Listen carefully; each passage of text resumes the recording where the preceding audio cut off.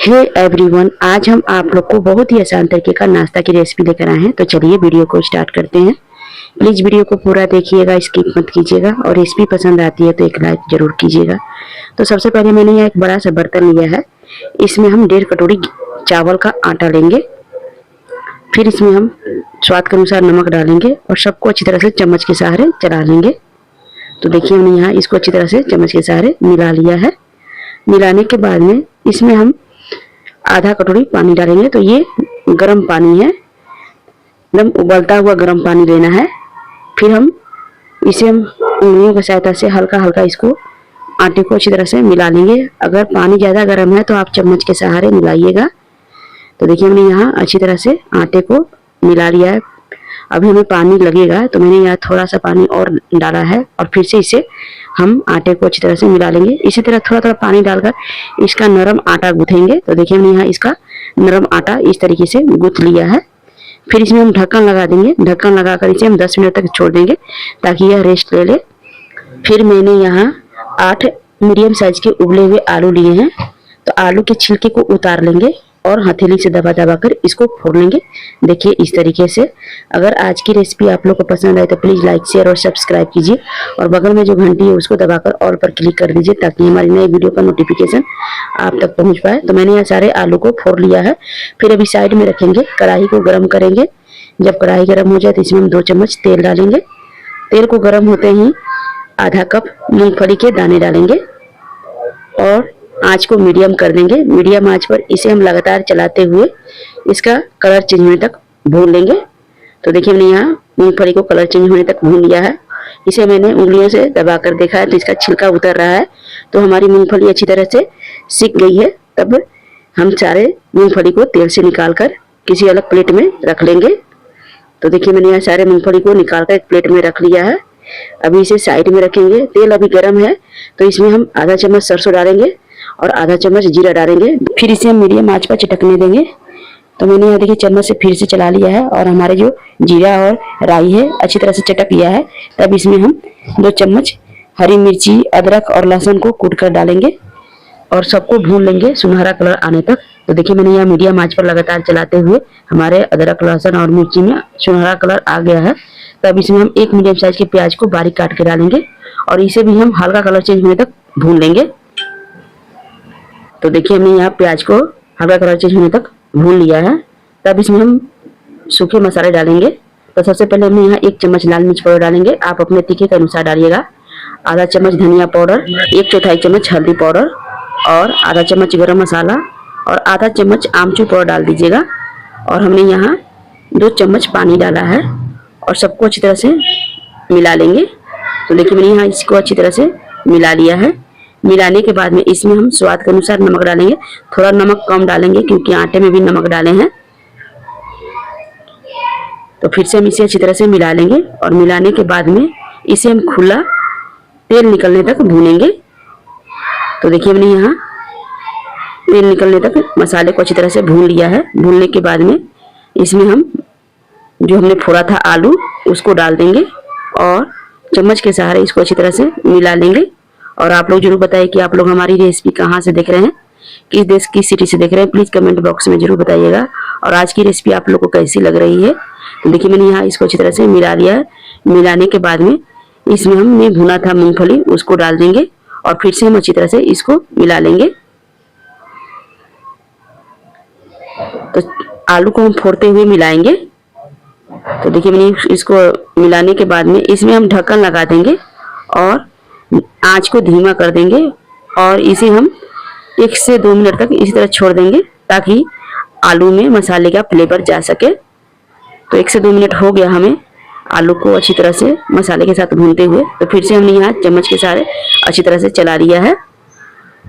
इस तरीके से अच्छी तरह से चला लीजिएगा और चलाने के बाद में इसमें हम बारीक कटा हुआ धनिया पत्ती डालेंगे और फिर से हम अच्छी तरह से मिला लेंगे और गैस को हम बंद कर देंगे और इसे हम कढ़ाई में इसी तरह छोड़ देंगे ताकि यह पूरी तरह से ठंडा हो जाए।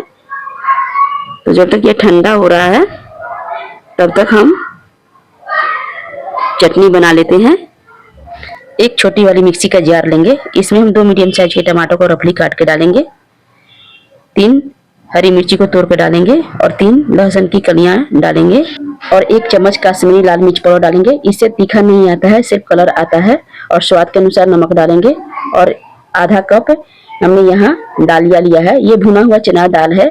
अगर आपके पास ये नहीं है तो आप कढ़ाई में भी डालकर भून सकते हैं। और आधा कप पानी डालेंगे और इसको हम एकदम महीन पीस लेंगे। तो देखिए मैंने यहाँ इसको एकदम महीन पीस लिया है, इस तरीके से पीस लेना है। फिर एक कड़छी में हम 2 चम्मच तेल गरम करेंगे, तेल को अच्छा गरम होने देंगे। फिर इसमें हम आधा चम्मच सरसों डालेंगे और 2 खड़ी लाल मिर्च डालेंगे।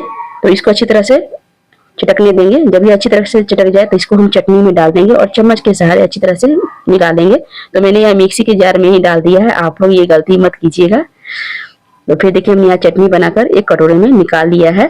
फिर अभी इसे साइड में रखेंगे और हमारा जो आलू का जो फिलिंग है पूरी तरह से ये ठंडा हो गया है। मैंने यहाँ आपको बताया है, देखिए एकदम ठंडी हो गई है। तो फिर अभी साइड में रखेंगे। तब हम आटे को भी देख लेते हैं। तो आटे के ढक्कन हटाएंगे और फिर से हम आटे को अच्छी तरह से मसल देंगे। मसलने के बाद में इसमें से हम 1 रोटी के बराबर लोई लेंगे। देखिए इतना बड़ा, जिस तरीके से हम रोटी बनाते हैं ना उतना बड़ा लोई लेना है। अगर आप छोटी रोटी बनाते हैं तो उतना बड़ा नहीं, थोड़ा सा बड़ा रोटी बनाते हैं ना उतना बड़ा लोई लेंगे और इसका हम चिकना पेड़ा बनाएंगे। देखिए इस तरीके से एकदम चिकना पेड़ा बना लेना है। फिर इसे हम कटोरी नुमा बनाएंगे। उंगलियों की सहायता से हम इसका देखिए इस तरीके से कटोरी बनाएंगे और इसमें हम 2 चम्मच स्टफिंग डालेंगे। जो हमने आलू का जो फिलिंग बनाया था ना उसको हम 2 चम्मच डालेंगे, भर भर के डालेंगे, कम मत डालिएगा, इससे नाश्ता टेस्टी बनता है। तो देखिए मैंने यहाँ मसाले को दबा दिया है और ऊपर करते जा रहे हैं। आटा पूरी तरह से बंद कर देंगे। देखिए इस तरीके से जो एक्स्ट्रा आटा निकल रहा है गूथे हुए आटे में डाल देंगे। इसका हम चिकना बॉल बना लेंगे। देखिए इस तरीके से फिर हथेली से दबा देंगे और दबाने के बाद में और इसे हम साइड से जो फट रहा है मतलब किनारे किनारे से, तो इसको भी चिकना कर लेंगे। तो देखिए इस तरीके का नाश्ता बनाकर तैयार करना है सबसे पहले। तो मैंने यहाँ दूसरा भी बनाकर बताया है। तो सबसे पहले हमने यहाँ 1 रोटी के बराबर गूथा हुआ आटा लिया है और इसका हम चिकना बॉल बनाएंगे। देखिए इस तरीके से। फिर इसे हम कटोरी नुमा बनाएंगे। उंगलियों की सहायता से हम इसका देखिए इस तरीके का गड्ढा बनाएंगे। फिर इसमें हम 2 चम्मच भर कर फिलिंग डालेंगे। जो हमने आलू का जो मसाला बनाया था वो डालेंगे और मसाले को हल्का दबाएंगे, मतलब कि आलू के जो हमने बनाया है स्टफिंग उसको हल्का दबाएंगे और आटे को ऊपर करते जाएंगे और पूरी तरह से इसको हम बंद कर देंगे। जो एक्स्ट्रा आटा निकल रहा है गूथे हुए आटे में डाल देंगे और इसका हम चिकना बॉल बनाएंगे। देखिए इस तरीके से। और फिर इसे हम हथेली से दबा देंगे और किनारे किनारे जो फट रहा है उसको भी हम बराबर कर लेंगे। तो ये चावल का आटा है तो हल्का फटता ही है। तो देखिए मैंने यहाँ सारे नाश्ते को इस तरीके से सबसे पहले बनाकर तैयार कर लेना है। तो अभी इसे हम साइड में रखेंगे। तो एक हमने यहाँ छेद वाला बर्तन लिया है, इसमें हम 1 मूंद तेल डालेंगे और फिर इसे हम उंगलियों की सहायता से अच्छी तरह से फैला लेंगे। देखिए इस तरीके से। अगर आपके पास ब्रश है तो ब्रश से भी आप लगा सकते हैं। फिर अभी इसे साइड में रखेंगे और एक कढ़ाई में हम 2 गिलास पानी गर्म करेंगे। पानी को हम हाई फ्लेम पर गर्म करेंगे। पानी में उबाल आने देना है। जब पानी में उबाल आने लगे तो आंच को मीडियम कर देंगे। फिर हम जो छेद वाला बर्तन है उसको रख देंगे। फिर इसमें हम सारे नाश्ते को रख देंगे और ढक्कन से ढककर इसे हम 10 से 12 मिनट तक मीडियम आंच पर पकने देंगे। 10 से 12 मिनट हो गया है हमारे नाश्ते को पकते हुए। तो मैंने यहाँ ढक्कन हटाया है।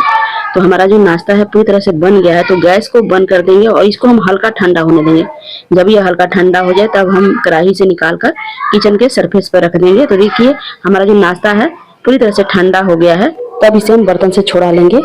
अगर आज की रेसिपी आप लोग को पसंद है प्लीज लाइक कीजिए। लाइक करते ही हाइप का ऑप्शन है उस पर क्लिक कीजिए और पॉइंट दे दीजिए। अगर फेसबुक पर देखते हैं प्लीज फॉलो कीजिए। तो आप इस नाश्ते को सेलो फ्राई करके भी खा सकते हैं। ये जो नाश्ता है सबको पसंद आएंगे, छोटे या बड़े सबको पसंद आएंगे। तो मैंने यहाँ काट कर भी दिखाया है। देखिए इसकी फिलिंग अंदर तक गई है, कितनी टेस्टी लग रही है।